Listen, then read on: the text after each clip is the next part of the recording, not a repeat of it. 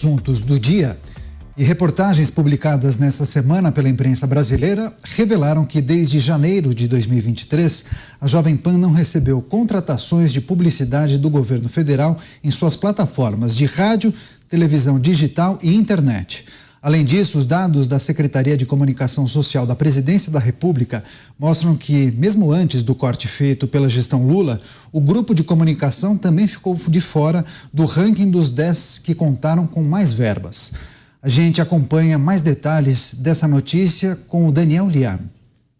Veículos de imprensa de todo o país estampam em suas capas a escolha do governo federal de excluir a Jovem Pan de suas ações de publicidade nos 6 primeiros meses da administração Lula. Mas os dados da Secretaria de Comunicação Social da Presidência da República mostram também que a Jovem Pan esteve muito longe de figurar entre os principais recebedores de dinheiro no governo do ex-presidente Bolsonaro. Ficou fora do ranking dos 10 maiores destinatários de verba e recebeu valores inferiores do que algumas empresas com menos representatividade e audiência do que o Grupo Jovem Pan. O contrário do que sempre foi noticiado. Vejam o comparativo.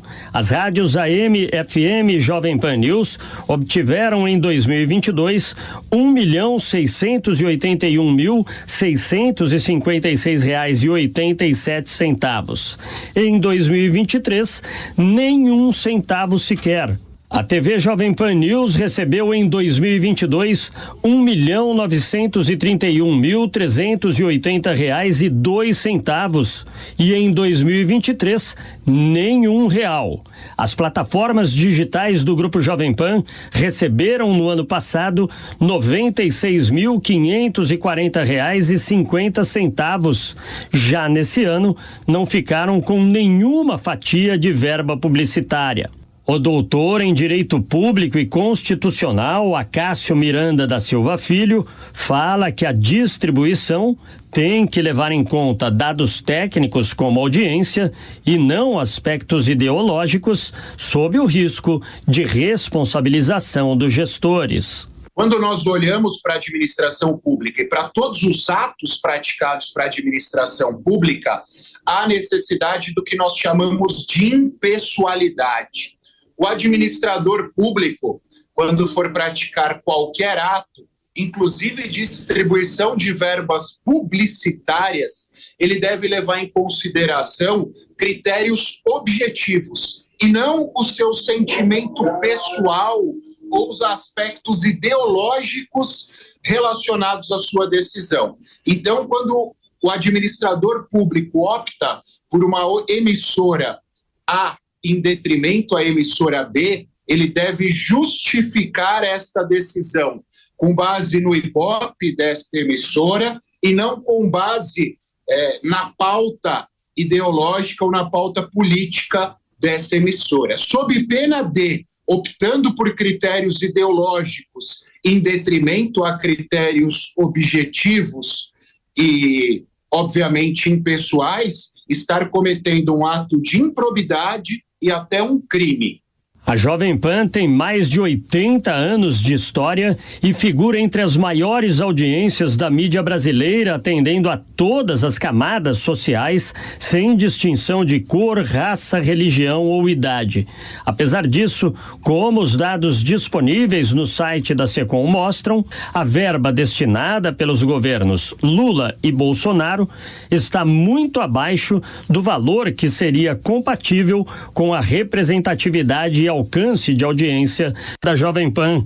A rede de rádios Jovem Pan está presente em todos os estados do país e abrange mais de 18 milhões de ouvintes por mês no Brasil.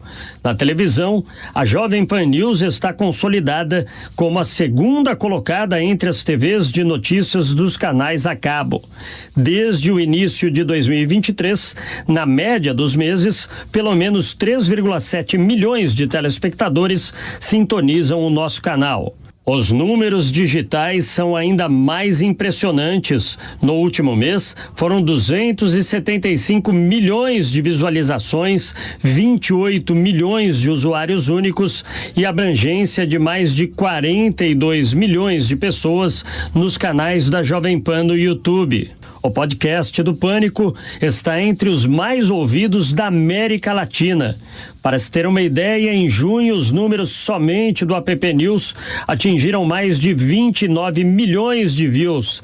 No cenário global, o quadrilátero composto por TV, site, rádio, FM e 76,7 bateu 60 milhões de impactos.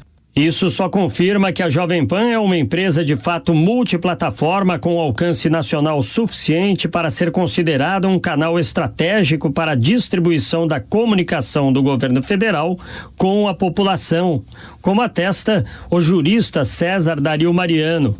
Para ele, a gestão deve agir com isonomia num ambiente democrático a fim de não prejudicar o público em geral. E explica como deveria ser feita a divisão. E o público, em geral, ele quer saber de todas as versões, não apenas a versão que seja simpática A, B ou C, também quer saber das versões divergentes.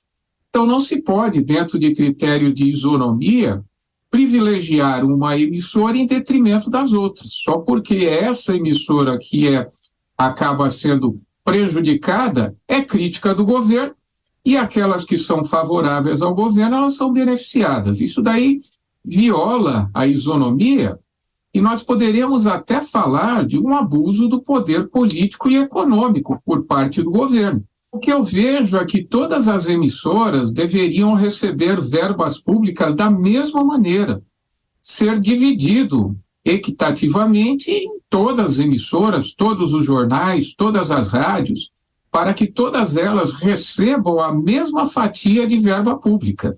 Não cabe ao veículo definir a verba que recebe, seja de uma empresa privada ou de um governo. Mas nesse último caso, quando o dinheiro é público, os especialistas são taxativos ao dizerem que é imprescindível a adoção dos critérios utilizados como praxe no mercado publicitário. Agora é importante dizer que a Jovem Pan sempre defendeu, e a lei determina que as verbas públicas, federal, estadual e municipal, devem respeitar o máximo rigor técnico para que sejam empregadas em quaisquer veículos de mídia. E justamente por isso é que causa estranheza que a Jovem Pan não esteja entre os 10 primeiros nas listas de veículos que receberam verbas publicitárias do governo federal nesta e na administração anterior. Um veículo que fala com praticamente a metade da população brasileira deveria ser um dos canais prioritários para levar a comunicação do governo para os 4 cantos do país. Não é a Jovem Pan que deve dar explicações, portanto. O governo deve prestar contas à população sobre os critérios utilizados para o emprego do dinheiro público. Um outro fato que causa estranheza é a repercussão gerada por esse dado, que é público, divulgado pelos canais oficiais da administração federal. A escolha da Jovem Pan como título dessas reportagens é óbvia. Mais um capítulo na campanha difamatória e mentirosa promovida contra a emissora.